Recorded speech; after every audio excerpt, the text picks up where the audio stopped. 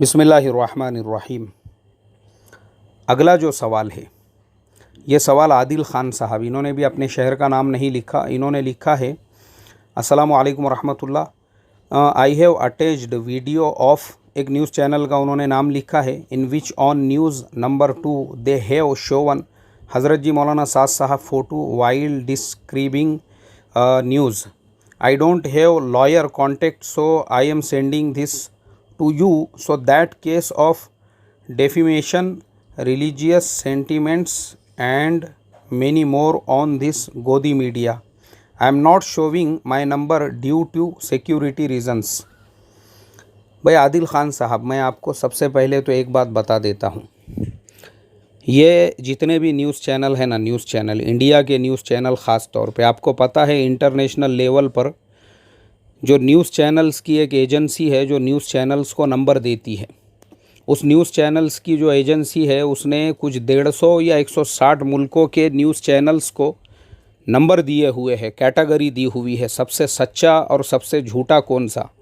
तो जो सबसे सच्चे हैं उनको पहला नंबर मिले हुआ है और सबसे झूठों को आखिरी नंबर मिले हुआ है। वो तो सबसे झूठे जो है उनकी लिस्ट में हमारा पहला नंबर आता है, हम सबसे पीछे है। 143 145 ऐसा कुछ इंडिया का नंबर है उसके अंदर। मतलब सबसे झूठे और सबसे फेक न्यूज़ चैनल अगर पूरे वर्ल्ड में कहीं के है तो वो इंडिया के न्यूज़ चैनल्स है। ये जो न्यूज़ चैनल्स है ना, ये एक नंबर के भिखारी, बेगर्स, चाटू, आप इनके लिए कोई भी वर्ड यूज़ कर सकते हो, क्योंकि दुनिया में इतने नीच एंकर्स, नीच जो रहते ना, गिरे हुए, घटिया, जलील, इतने घटिया और नीच न्यूज़ एंकर्स आपको किसी भी न्यूज़ चैनल के नहीं मिलेंगे जितने हमारे इंडिया के न्यूज़ चैनल्स के हैं। ये जो घटिया और नीच जो न्यूज़ एंकर्स है, अभी ये मसला एक तरफ रहने दो, हज़रत जी मौलाना साद साहब हो गया, तबलीगी जमात हो गई, मुसलमान हो गई, ये जो है ना, ये ख़ुद अपने देश के गरीबों के भी नहीं है। ये सिर्फ अमीरों की चूस और चाट सकते हैं, उसके अलावा ये कुछ नहीं कर सकते हैं। इनका स्टैंडर्ड इतना गिरा हुआ है, इसलिए कि अगर आप देखो, अभी की न्यूज़ मैं आपको बता रहा हूँ, पूरे वर्ल्ड के अंदर इंडिया के जो ये है गरीब मज़दूर, जो माइग्रेंट्स है, जो बम्बई से और जो 1500 2-2 हज़ार किलोमीटर का फासला तय कर रहे हैं, छोटे छोटे बच्चे सूटकेस के ऊपर है, और छोटे छोटे बच्चे जो है वो आदमी अपनी बीवी को घसीटते हुए ले जा रहा है। बैलगाड़ी में एक तरफ एक औरत ने जो है अपना कांधा दिया हुआ है और दूसरी तरफ बैल है। मतलब दुनिया में इमेजिन भी नहीं कर सकते आप, ऐसी कंडीशन इंडिया के अंदर आज चल रही है। उसके बावजूद जितने भिखारी न्यूज़ चैनल और भिखारी न्यूज़ एंकर्स हैं, उनको गरीबों से कुछ लेना देना नहीं है। मैं देखता हूँ इनके ऊपर डिबेट जो चल रहे हैं, डिबेट, पृथ्वीराज चौहान महाराष्ट्र के जो एक्स सीएम हैं, उन्होंने अभी कोई बयान दे दिए, उनके बयान पे हर चैनल पे वही डिबेट चल रहा है। और यहाँ लाखों लोग रोडों के किनारों पर है। मैं एक रिपोर्ट पढ़ रहा था, उन्होंने लिखे कि 600 से ज़्यादा लोग जो मज़दूर है उनकी जानें रोडों और रास्तों पे जा चुकी है। मगर ये चाटू और भिखारी जो चैनल्स है, इनको कुछ लेना देना नहीं है उससे। दूसरी बात, इंडिया की खबरें छोड़कर ये कुत्तों के जैसा जो है ना भोंकते रहते चाइना के बारे में और किम जोंग उन के बारे में। मुझे तो आज तक ये समझ में नहीं आया कि किम जोंग उन ने इनके ऊपर ऐसा क्या, मतलब क्या उससे दुश्मनी होंगी। वो बेचारा अपने मुल्क में वो अपना घर संभालते बैठा, इनको काई की तकलीफ़ है, उसका इंडिया से कोई ताल्लुक़ ही नहीं है। मगर ज़बरदस्ती का सन की तानाशाह, हालांकि उसने अपने मुल्क में, उसके पूरे मुल्क के अंदर एक आदमी भी ऐसा नहीं होगा जो पैदल जो है वहाँ के कैपिटल से अपने गाँव को जा रहा होगा। उसके पूरे मुल्क में, उसका मुल्क जो है ना, उसका मुल्क इतना अमन है। अमेरिका में लोग इतने सुकून से नहीं हैं जितने नॉर्थ कोरिया के अंदर है। वहाँ लोगों को एजुकेशन फ्री है, वहाँ के लोगों को जो है घर फ्री है, वहाँ के लोगों को पानी फ्री है, वहाँ के लोगों को इलेक्ट्रिसिटी फ्री है। हर चीज़ फ्री करके रखा उस किम जोंग उन ने, हर चीज़ उसने। तो मुझे आप बताओ इनको क्या प्रॉब्लम है उससे? बिला वजह उसको बदनाम करने में लगे हुए। हालांकि वो अपने मुल्क को इतने अच्छे तरीके से चला रहा है। जो न्यूज़ एंकर्स जो भोंकने वाली है इसके ऊपर, वो ख़ुद अपने घरों में अपने हस्बैंड को नहीं संभालते होंगे उतने अच्छे तरीके से, अपने बच्चों को नहीं संभालते होंगे, अपने घरों को नहीं संभालते होंगे, अपने सास ससुर को नहीं संभालते होंगे, उनको वृद्धाश्रम में भेज के जो है यहाँ पे बहुत मसीहा बन के बैठे हुए हैं चैनल के ऊपर, और किम जोंग उनको गालियाँ देते हैं। ऐसे ही 24 घंटे चाइना के बारे में, अब मैं आपको बताऊं, चाइना के अंदर जो है, यानी आज जो है हमारे चैनल देख देख कर हमको चाइना के बारे में इतनी मालूमात हो गई, ख़ुद चाइना के लोगों को इतनी मालूमात वहाँ के बारे में नहीं होंगी। ज़बरदस्ती चाइना के बारे में, ज़बरदस्ती।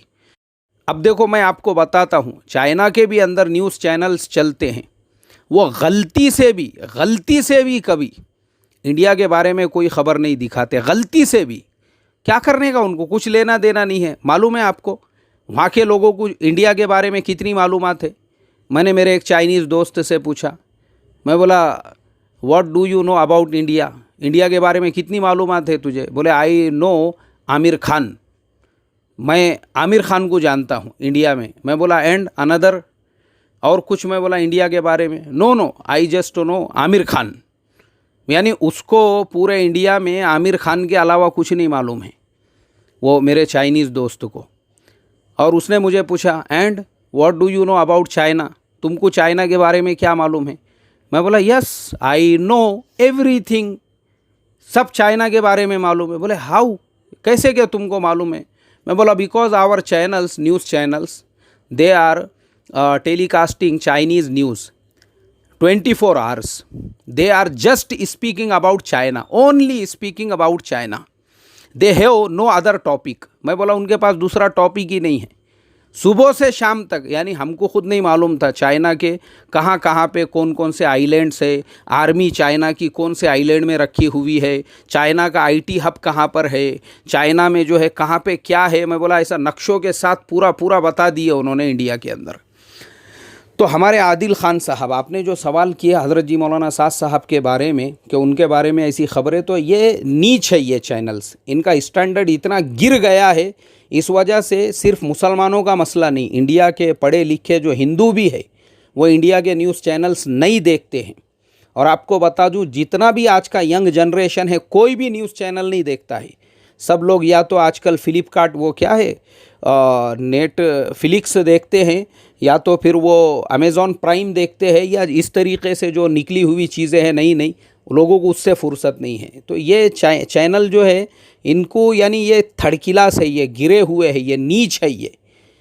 और मैं अल्लाह की ज़ात से उम्मीद करता हूँ, जैसा मैंने एक सबक में बताया था कि फ़िलहाल लॉकडाउन की वजह से इनकी ख़ुद की हालत इतनी पतली हो चुकी है कि इनके पास में एम्प्लॉइज़ को देने के लिए सैलरी बाकी नहीं रही, और कुछ दिन में ये ख़ुद बंद होने वाले हैं। जब यूट्यूब का पूरी तरह से ज़ोर हो जाएगा मार्केट में, नेटफ्लिक्स और अमेज़ॉन प्राइम का, ये चैनल वाले जो है ना दाने दाने को मोहताज होंगे उस वक्त में। वो वक्त का तुम खाली इंतज़ार करो और अवॉइड करो इनको। अगर आप रास्ते से जा रहे हैं और एक कुत्ता आपको भौंक रहा है तो आप वो कुत्ते को नहीं भौंकते हैं बल्कि अवॉइड करते हैं। अवॉइड करो इनको, थर्ड क्लास लोगों को। इंशाअल्लाह अल्लाह की ज़ात जो है इस्लाम के ख़िलाफ़, मुसलमानों के ख़िलाफ़, मज़लूमों के ख़िलाफ़, गरीबों के ख़िलाफ़ इनका जो भी षड्यंत्र है वो ख़ुद वापस पलट के इनके ऊपर आएगा, और ख़ुद इनको पता चलेगा जब इनके चैनलों की दुकानें बंद हो जाएंगी। तो इंशाअल्लाह अल्लाह ताला वो दिन ज़रूर दिखाए। आमीन सुम्मा आमीन। अस्सलामु अलैकुम व रहमतुल्लाहि व बरकातुहू।